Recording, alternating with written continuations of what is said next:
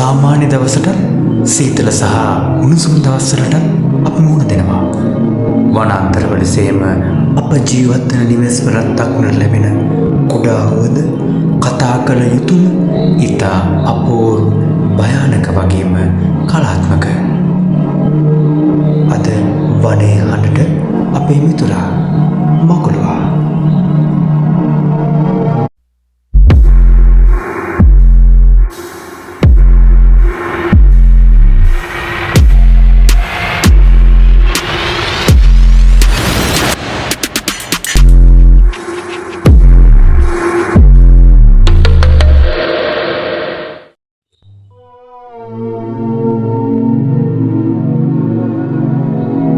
මකුළුවෙකු නොසිටින නිවසක් සෙවීම ඉතා දුෂ්කරයයි කියා සිතමි.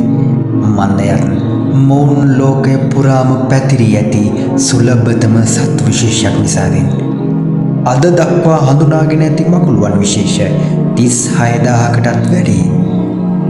මකුළුවන් අයත් වන්නේ සන්ධිපාදිකයන් ගොරට. ඇරක් නිඩාවන් ලෙස හැඳින්වෙන පාද 8ක් සහිත සත් විශේෂයෙන් මොවුන්. ඔවුන් කෘමීන්ට වඩා වෙනස්. මක් නිසාද? කෘමීන්ට පාද 6ක් පමණක් තිබෙන නිසා. මකුළුවා නිපදවන දැල එහි සතු ශක්තිය නයිලෝන් වලටත් වඩා වැඩියයි සැලකේ. දැල නිපදවන්නේ උදරයේ ඇති විශේෂ ග්‍රන්ථි මගින්. ඒවා සෑදී ඇත්තේ ප්‍රෝටීන් වලින්. දැල නිපදවීම සිදු කරන එකම සත්වයා මොවුන් පමණක් නොව බටපනුවාදය වඩාත් හොඳින් සිදු කරයි. මකුළුවන් අතර මනාලත්වය හුදෙක් ආදරයක හැඩයක් නොව ජීවිතය තීරණය කරන මොහොතක් විය හැකියි.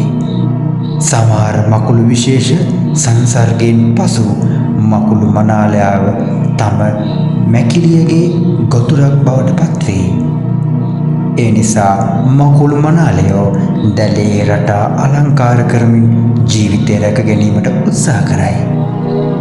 පාදවලින් රස බලන හිසකෙස් වලින් සවන් දෙන ජීවිතයක්. එය පුදුම සහගතයි නේද? ඔබට මොකද හිතෙන්නේ මෙයාලගේ ජීවිතය ගැන?